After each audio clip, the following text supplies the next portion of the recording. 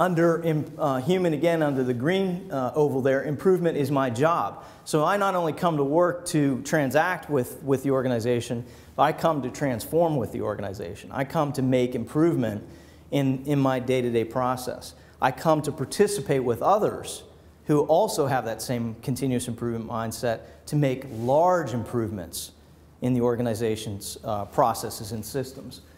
On the operational side, there is continuous improvement and performance is world-class. What does that mean? What does world-class performance look like? I don't know. It just depends on what your organization is. But I bet you know. And I bet you can sense what the gap is, right? So leading implies that we're moving from one place to another, from where we are to where we want to be, which is world-class, but we need some way to get there. And so what we're offering is that the continuous improvement system framework, which is part of the operational excellence system, is a beginning place. It's where we are in this cultural transformation phase, phase one. So we build a framework and then we do something with it. The analogy that I'm going to use is exercise equipment, because it's easy for me to relate to, and hopefully everybody else can relate to it too. You buy the equipment, and what do you do with it?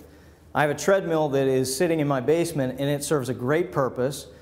Some people in my family get up early in the morning, they run down there, and they get on the treadmill, they do some exercises, they come back up, they're refreshed, they're happy. Others of us use it as a hanging place for ski clothes and for athletic clothes and things that need to dry before we throw them into the washing machine. So what are you using the framework for? Are you using the framework to get movement, to build muscle memory, so that you can move into the implementation phase? Or are you just, have you constructed the framework or a framework and it's just sitting there? It's being used by some people, not all people. You with me? You understand the analogy? So that's what we're going to use that analogy here this morning. So what is the framework? This is the CI system framework. If you think about operational excellence as the whole, we've always said that lean is a subset in operational excellence. There are some lean tools that appear in the operational excellence system. There's also a little component, a little subsystem called CIP. And remember that in all cases, if you're looking at operational excellence, you have to be able to see that there's a human and an operational component, and they always have to be in balance.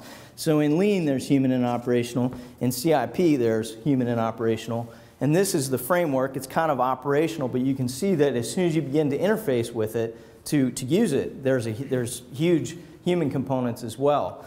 So this is what the framework looks like, and this should be familiar to you if you are working with Kcoe.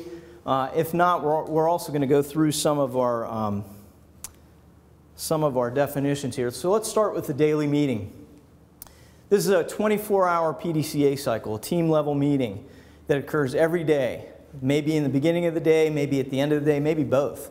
It's a short meeting, 15 to 30 minutes, standing up at the balanced scorecard. We use the balanced scorecard to try and inculcate a new set of priorities: safety, quality, productivity, human development, and cost, in that order. Because most of our organizations don't start off that way. In fact, if I went back to the diagram of where we are now, I probably could have listed that as well. What's our current state in terms of priority? Many of the companies that we begin with have an orientation towards cost or to productivity. In healthcare, they use the term productivity, but what they're really talking about is headcount or cost. So what we've got to do is shift that to safety, quality, productivity, human development, and cost. So we have this daily meeting at a balanced scorecard, and we script the meeting so that it follows the agenda of safety, quality, productivity. Before long, as you exercise that little piece of the framework, people understand that there's an order to things, and that safety precedes cost, that quality precedes productivity. Okay? So that's the daily meeting, and again, we're not going to try to teach each component today. What we're trying to show you is that there is a framework that's made up of some components. Problem solving, simple 5 why root cause analysis across the board, no specialists, all generalists. So what we're looking for here is a simple problem-solving methodology that everybody can use and interface with. So we've had certain cases, and I won't put anybody on the spot, but most of our clients at one point or another have tried to take the problem-solving sheet, which is a very simple tool, and try to put a serial number on it and put it into a database so that you could track it. Sounds good, especially from a high-level standpoint, it might sound good, but how does that improve problem solving? How does that get to a point where everybody can be a problem solver? Really what we want is an interface between a pencil and a piece of paper, because everybody has access to a pencil and a piece of paper. Some guys on the floor, they don't have a computer that they can enter in a problem-solving sheet. Some people on the floor don't have enough time to stop, log in, do the problem-solving sheet like that. It's just easier to grab it and go with a pencil and paper. Next piece is the balanced scorecard, which is a visualization of your annual operationalized targets. So you've sat down and created a balanced scorecard that says, here we are, down in the lower left-hand corner of the journey. This is where we want to be in 6 years, 5 years, 6 years. How will we get there? What are the annual improvement pieces? And so we take those annual improvement pieces and we visualize them on the balanced scorecard. We use the priorities, the world-class priorities, safety, quality, productivity, human development, cost, to organize it. And then because this is a visualization that sits up on the wall in a very prominent, common place, we want to also identify the top 3 problems in each one of those categories. We want to show the problem solving that's being done, so we put the problem solving sheets that are associated with those top 3 problems, and any kind of supporting data that might help us out there. It's an important piece. Again, I'm just kind of glossing over the framework today, but if you have any questions about any of these components, you can either stop me now or we can talk later and I can go into some deeper description here. Next component, very human-oriented, the suggestion system. I mentioned before that you may want to look at number of suggestions per person per year. And people get a little bit confused when we say suggestion system. They immediately think of the box on the wall where you take a good idea and you drop it in the box and you go away, and somebody else, a committee or somebody, looks at that and determines whether or not it's worthy to implement or not. That's not what we're talking about here. Here we're talking about ideas that have already been implemented at the process level. Okay? So I'm working in the process. I'm a team member. I'm working on the floor somewhere. I'm working on the unit somewhere.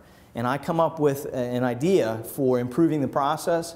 I implement that idea under the approval and supervision of my supervisor, who has that bigger picture. And as I implement it, then I'm recognized and rewarded for that. Recognition and reward the reward is small.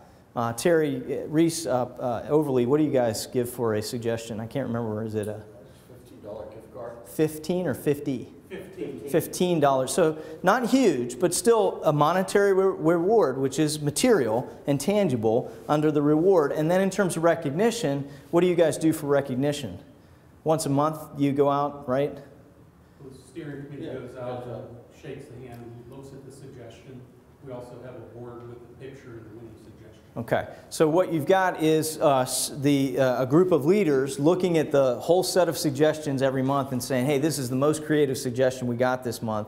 Let's go out and visit it and recognize and reward it. And they've got a board, a pyramid board, in their hallway, in their main hallway, that actually shows who won those awards. There's a quarterly award winner and an annual for the most creative suggestion, and then also recognized by the most points, and points are awarded according to those priorities as well. So a safety suggestion may be worth 5 points, whereas a cost suggestion may be worth 1 point.